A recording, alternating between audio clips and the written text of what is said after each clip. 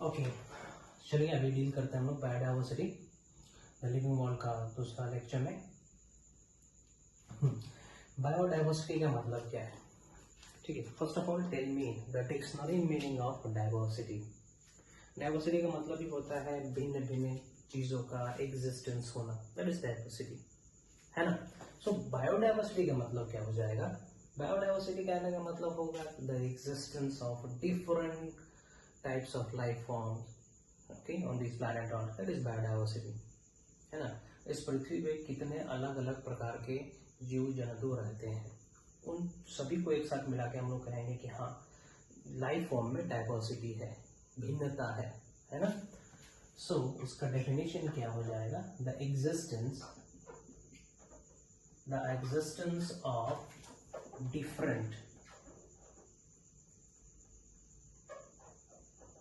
different kind of life form,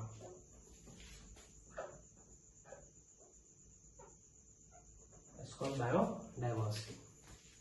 हाँ, अलग अलग प्रकार के जीव जंतु एग्जिस्ट करना, हम हो गए, मनुष्य हो गए, एलिफेंट हो गया, जिराफ हो गया, है ना, रैट्स हो गए, टाइगर हो गया, बैक्टीरियम हो गया, कितना डाइवर्स है, सबका स्ट्रक्चर, फंक्शन, लिविंग स्टैंडर्ड अलग अलग है, हैबिटेट अलग है ना। प्लांट्स है, अलग तरीके से रह रहे हैं, they are producer, some are consumer, some are carnivore, some are omnivores, etcetera etcetera, diversity है। ओके, सो हम ऐसे ऐसे आम का पौधा हो गया, मनुष्य हो गए, ठीक ना, चूहा हो गया, बिल्ली होगी, ओके, कैबेज का पौधा हो गया, इस तरीके से हम कितने ऑर्गेनिज्म, लिविंग ऑर्गेनिज्म को जानते हैं, ठीक है। According to IUCN,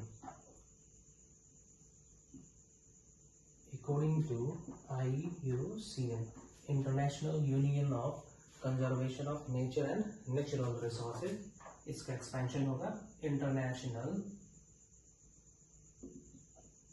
union of conservation of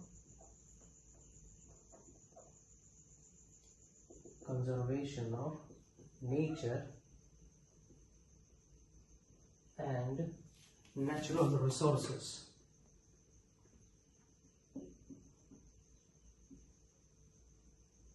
ठीक है।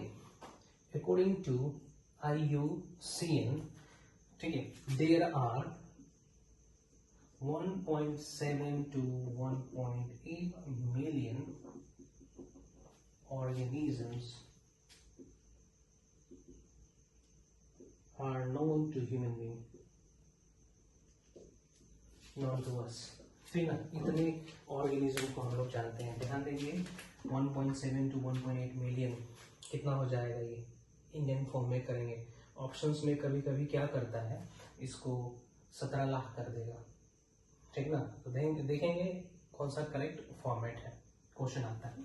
इतने ऑर्गेनिजम्स को हम लोग जानते हैं अब तक, और इससे 3-4 गुना डिस्कवर करना बाकी है, as per the statement of IUCN, है ना। हम कितने जानते हैं? Might be we are knowing 50, 100, है ना। सभी को जानना पॉसिबल है क्या? नहीं, सभी को जान पाना पॉसिबल नहीं है। तो क्या करें हम लोग? तो हमारे पास एक ऑप्शन बचता है कि क्यों ना जो एक तरीके से दिखने वाले ऑर्गेनिज्म है उनको एक ग्रुप में डाल दे, जो अलग तरीके से दिख रहे हैं उनका भी एक ग्रुप बना दे, है ना, ताकि क्या हो, हमें पढ़ाई करने में आसानी हो। Yes, exactly, we did the same thing. What we did, we grouped organism into different groups on the basis of similar and dissimilar character, ठीक ना। एक ग्रुप में मान के चलो हमने 100 ऑर्गेनिज्म रख दी, 40 ऑर्गेनिज्म रख दिए, उस 40 में से किसी एक ऑर्गेनिज्म का डिटेल स्टडी करेंगे, और बाकी 39 ऑर्गेनिजम्स का हम अजम्पशन कर लेंगे कि हाँ, बाकी 39 ऑर्गेनिज्म इसी के आसपास कैरेक्टर शो करेगा, है ना। तो इसलिए हम क्या करते हैं, ग्रुपिंग करते हैं, है ना। So it is impossible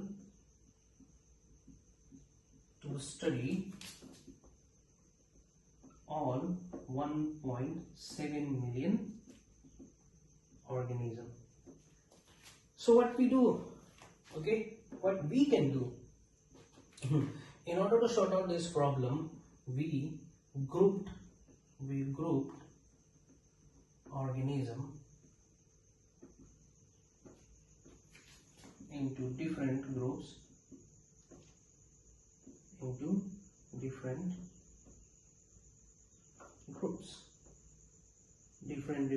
groups, ठीक है, with respect to WRT, with respect to similar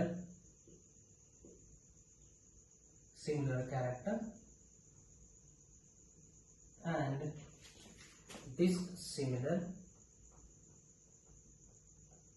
character, similar और डिसिमिलर कैरेक्टर के बेसिस पे हमने क्या कर दिया, ऑर्गेनिजम्स की ग्रुपिंग करनी शुरू कर दी, ठीक ना। साइंटिफिक टर्म्स में इस ग्रुप को क्या कहा जाता है, ओके, साइंटिफिक टर्म्स में इस ग्रुप को कहा जाता है टेक्सोनॉमिक कैटेगरी, ओके। इस ग्रुप्स को साइंटिफिक टर्म्स में, साइंटिफिक टर्म में इस ग्रुप को, this group is known as taxonomic category,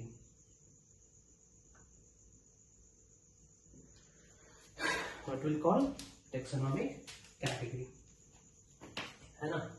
चलिए आगे बढ़ते हैं।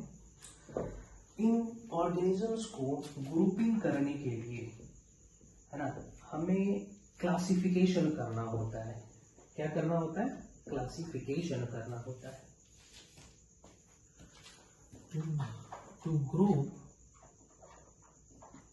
The organisms we need to classify, okay, classify organism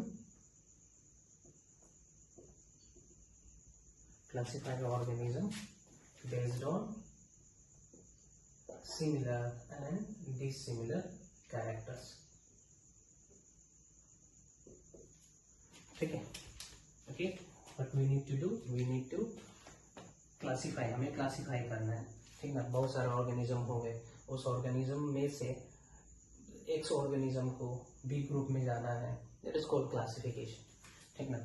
इसको करने के लिए हमारे पास कुछ रूल्स एंड रेगुलेशंस होते हैं, ओके, कुछ रूल्स एंड रेगुलेशंस होते हैं जिसको कहा जाता है टेक्सोनॉमी। द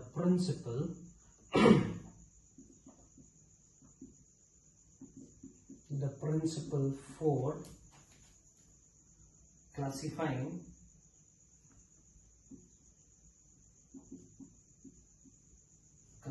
organism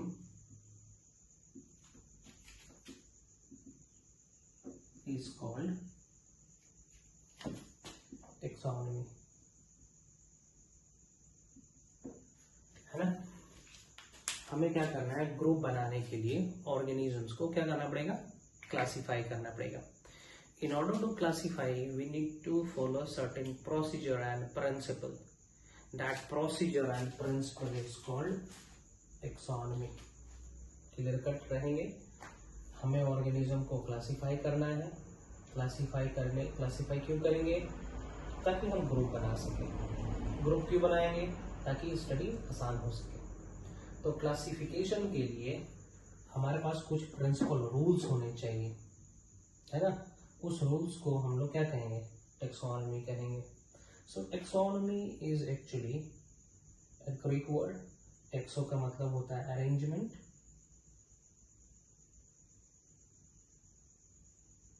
और नॉमस का मतलब होता है principle, okay. This is taxonomy. कुछ हिस्टोरिकल प्रोस्पेक्टस है इसका। The term taxonomy was given by A.P. Dickendale, ठीक है। टर्म किसने दिया था, the term taxonomy was given by A.P. Dickendale ने। फादर ऑफ टेक्सोनॉमी किसको कहा जाएगा, फादर ऑफ टेक्सोनॉमी कहा जाता है कार्लस लिनियस को। The father of Indian taxonomy, Bharat के टेक्सोनॉमिस्ट कौन है? Father of Indian taxonomy that is सेंटाफो।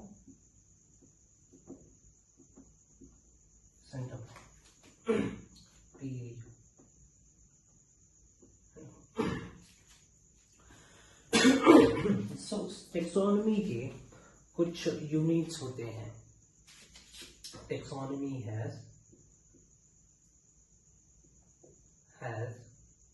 certain key elements. Taxonomy holds certain key or elements such as characterization, बोल रहे थे ना, प्रिंसिपल, प्रोसीजर, यही सब है। Characterization, second identification,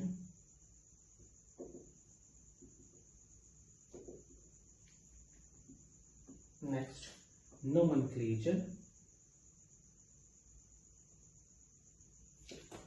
then finally classification. These are the key elements, principles of taxonomy. चलिए एक एक करके डील करते हैं हम लोग। What is characterization? Characterization क्या होता है?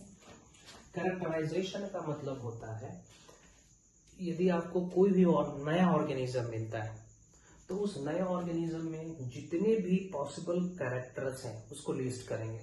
फॉर एग्जाम्पल बैक चलते हुए मुझे एक ऑर्गेनिज्म मिल गया, कंसिडर करेंगे इसको, ठीक ना। तो what I will do being a taxonomist, I will enlist all the characters which I can observe physically, morphologically, anatomically, genetically etcetera etcetera, जो भी पॉसिबल तरीका है वो अप्लाई करेंगे इसके ऊपर और पूरा का पूरा इंफॉर्मेशन इसका हम लोग निचोड़ लेंगे, निकाल लेंगे। That is called characterization. So characterization का मतलब क्या होगा?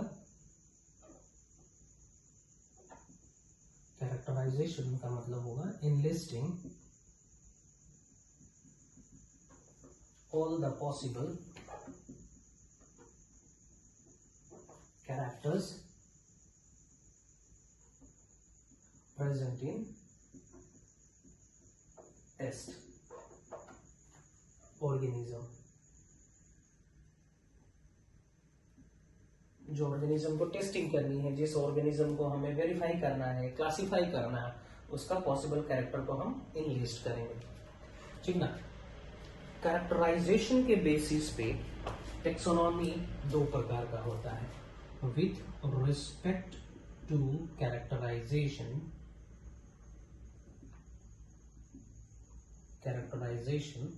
taxonomy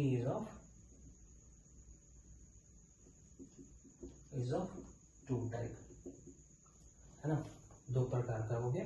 मॉडर्न टेक्सोनॉमी, सब पहले देखते हैं classical,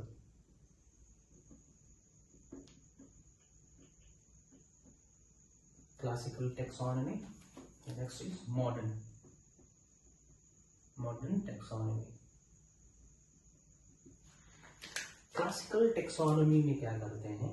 we observe only the morphological character, ठीक है। कोई भी नए ऑर्गेनिज्म का बाहरी कैरेक्टर ही हम लोग ऑब्जर्व करेंगे और उसी के बेसिस पे क्लासिफिकेशन करते हैं, ठीक ना। It includes the study of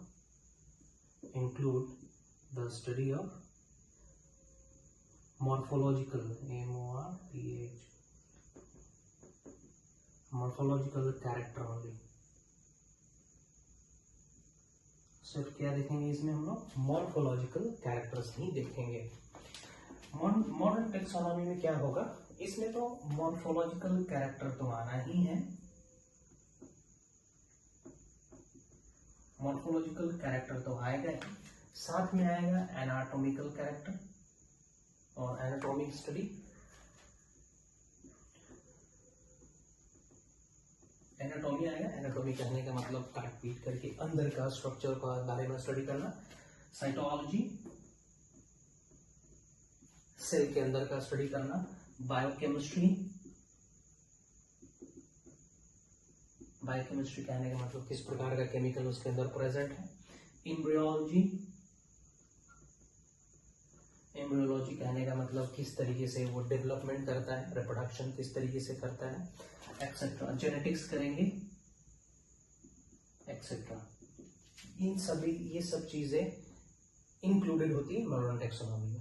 कहने का मतलब मॉडर्न टेक्सोनॉमी ज्यादा डिटेल में स्टडी किया जाता है ना। यहाँ पे एक शब्द यूज करेंगे हम, systematics. Systematics,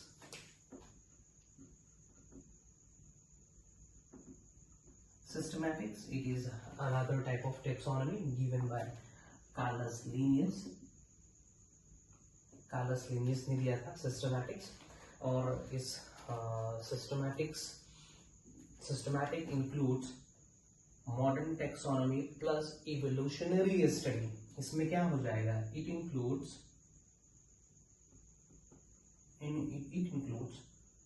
study of evolutionary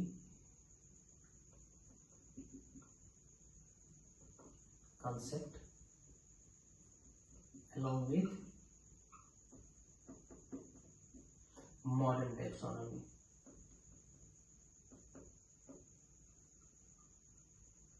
modern taxonomy में जितने भी हमें फीचर्स लिखे हैं ये सब रहेंगे, साथ में आ जाएगा evolutionary study of that particular organism. So ये सब प्लस इवोल्यूशनरी स्टडी भी इंक्लूडेड होगा, तो उसको हम लोग सिस्टमैटिक्स कहेंगे। तो तीन चीज हो जाएगी, classical taxonomy, modern taxonomy and systematics. किसने स्टडी करा था, लिनियस साहब ने करा था, ठीक है। और इस चीज के बारे में उन्होंने जिक्र करा था एक किताब में, that is called Systema Natura.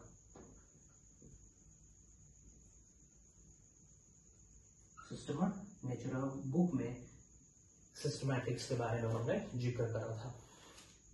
So characterization का मतलब हो गया enlisting all the possible character which we are observing in the test organism. चलिए नेक्स्ट पढ़ते हैं, आगे बढ़ते हैं। What is next, identification. Identification कहने का मतलब है कि आपने कैरेक्टराइजेशन करा, उस कैरेक्टर्स को आप कंपेयर करेंगे प्री एग्जिस्टिंग ग्रुप से, है ना। प्री एग्जिस्टिंग ग्रुप से आप कंपेयर करेंगे। यदि प्री एग्जिस्टिंग ग्रुप से मिलता जुलता है तो उसी ग्रुप में रख देंगे नामकरण करने के बाद, otherwise we will create another group, ठीक है। आइडेंटिफिकेशन, आइडेंटिफिकेशन का मतलब क्या होगा, comparative making comparison of new organism with the pre-existing groups।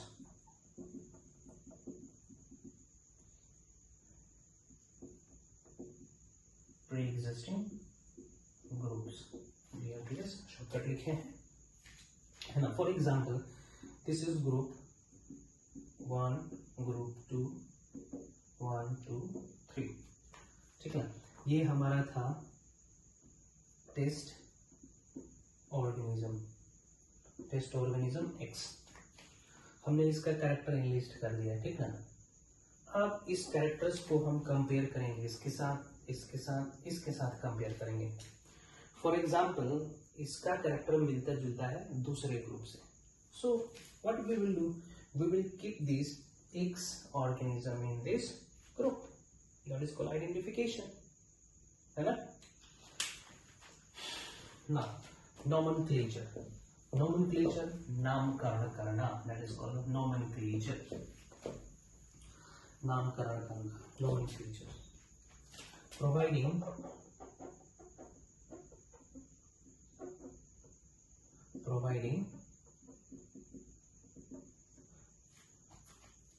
unique, distinguishable, universal name to that test organism। Organism, है ना, उस एक्स ऑर्गेनिज्म का नाम देंगे, पर्टिकुलर नाम देंगे, स्पेसिफिक नाम देंगे, डिस्टिंग्विशेबल नाम देंगे। ऐसा नहीं है कि वो नाम पहले किसी को दिया गया है, नहीं, ऐसा नहीं होना चाहिए। It must be 100% unique, that is called nomenclature. So nomenclature we will study in detail, ठीक है। Last one is classification. Okay, classification कहने का मतलब क्या होगा? After following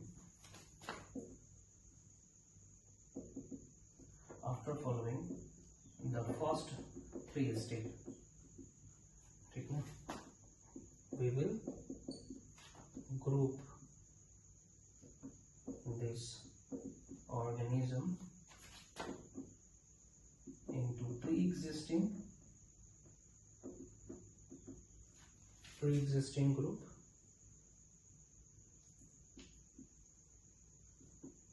or a new group is allotted, that is called classification। नया group allot करेंगे। चलिए, in the next section we will study nomenclature and classification in detail, ठीक है। यही दोनों के बारे में हम लोग को डिटेल में पढ़ना। अभी आते हैं हम लोग nomenclature में।